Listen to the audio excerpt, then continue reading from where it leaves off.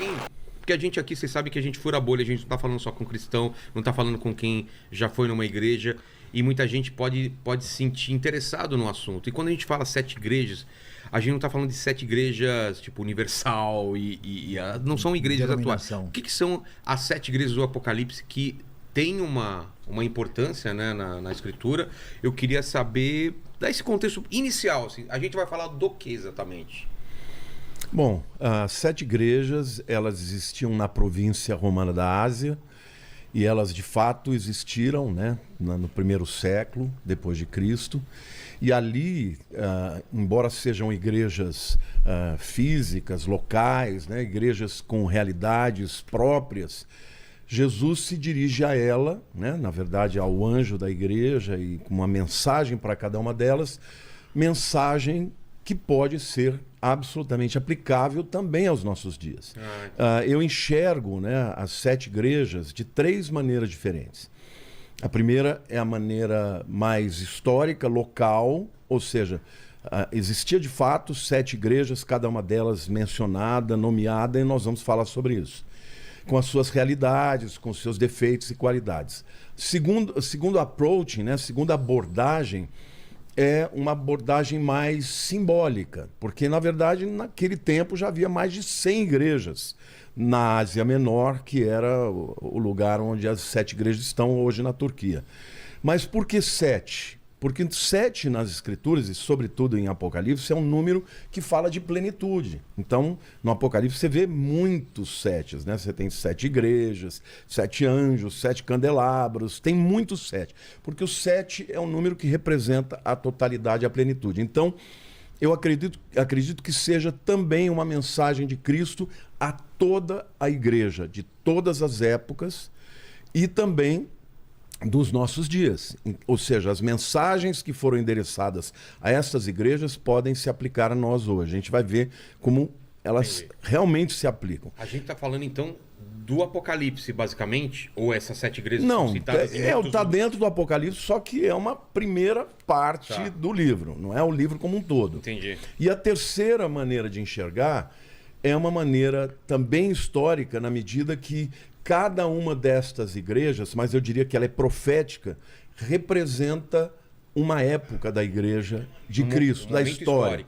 Ou seja, primeira igreja, a igreja apostólica, a segunda igreja, a igreja perseguida, a terceira igreja, Pérgamo, a igreja que fez aliança com Constantino, ou seja, se institucionalizou. A quarta igreja, a igreja da Idade Média, a igreja católica já mais encorpada, com os seus dogmas e tal. A quinta igreja é a igreja da Reforma, a sexta igreja é a igreja dos avivamentos, e depois a gente vai falar mais sobre isso, e a última igreja é a igreja dos já dando spoiler aí, né? Um spoilerzinho. Mas Saião, Opa. Como que a gente começa então, dando esse contexto histórico? O que você acha? Vamos entender o que acontece aqui, né? Tá. O Lamartine falou com propriedade aí da questão que você está falando da província romana da Ásia.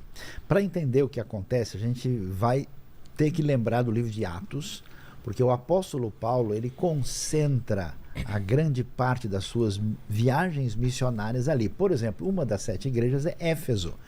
E o ministério de Paulo acontece com um grande impacto na cidade de Éfeso. Aliás, eu trouxe até aqui para a gente olhar algumas fotos aqui dos lugares lá que são extraordinários, né? Tanto o Lamartine como eu já estivemos lá pessoalmente, né? Como você também eu já. Eu tive no final do ano em alguns lugares, né? Não em todos. Não, então. Mas em Éfeso eu tive. Éfeso é espetacular. Então o que acontece? Como ali cresceu muito, né? O evangelho com força. As igrejas, primeiro, não existem denominações. Segundo, essas igrejas não são templos, é a comunidade das pessoas que segue a Jesus. E esse pessoal está enfrentando um problema muito sério. Eles estão enfraquecidos por causa, a maioria dos cristãos são escravos, tem opressão romana, tem uma série de situações difíceis, eles estão confusos do ponto de vista teológico e doutrinário, estão fraquejando. E, ao mesmo tempo, houve uma grande repressão à fé na época de Nero, do ano 54 até o ano 68. E agora, nós estamos na época do Domiciano, onde a coisa também está difícil. E o que o pessoal está esperando? que Cristo volte. E ele Então você não acredita voltou. que o Apocalipse foi escrito na época do Domiciano? Sim, sim. Eu Exatamente. também. É. Concordamos Anos nisso. 90, Mas eu queria entender. final do primeiro Eu século. queria entender. Eu sei que vocês não são historiadores mesmo, mas só da parte histórica. Como que está o Império Romano? Para onde ele se espalhou?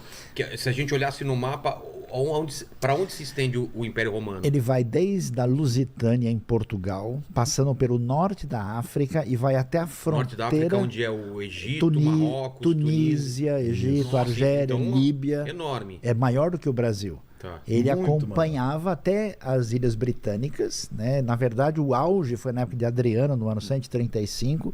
Descia o rio Reno na fronteira com a Germânia, chegava até a Romênia, a antiga Dácia, dava uma voltinha no Mar Negro e fazia fronteira com o Império Persa, Império Sei. Parto na época. Então, nesse momento aqui, nós estamos quase no auge. Nós temos Domiciano, depois vai- Trajano, Adriano é o auge.